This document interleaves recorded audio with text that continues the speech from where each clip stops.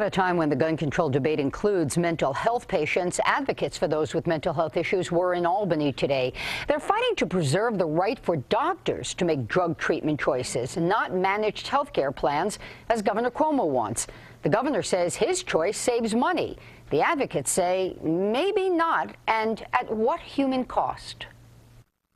We're being penny wise and pound foolish. That for $9.3 million, if someone doesn't get the right medication, or if multiple people don't get the right medication, the costs could be far more than $9.3 million to all of us. Because improperly treated mental health patients can end up in jail, losing jobs, and requiring additional medical treatment, says Senator David Carlucci and this group of mental health advocates.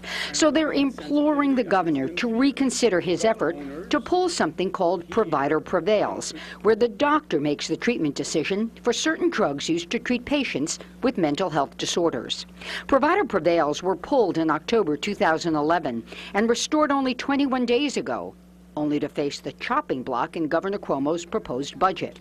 I was on an atypical antipsychotic drug, and when I was on that drug, I was doing very well. Educated at Cornell and Columbia Universities, Lady Charmaine Day was employed as head of a human resources division for a company.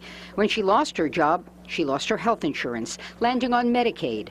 The medication she took to treat her mental illness was denied. A cheaper replacement didn't work. I ended up in a hospital for several months. Insanity. That's not a choice anybody wants. If I could choose to be sane, I would. And it takes being on the right medication in order for that to happen. Many of the so-called atypical antipsychotic drugs being targeted by the governor either don't have a generic equivalent, these advocates explain, or if they do, because there are so few manufacturers of the drugs, the cost savings isn't great. And they remind the governor that finding the right drugs can take much trial and error, so to force a change can be disastrous, and requiring patients to fail first on cheaper meds exacts a terrible toll on the person.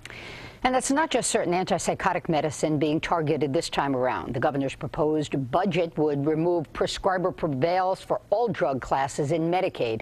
We'll keep you posted on this.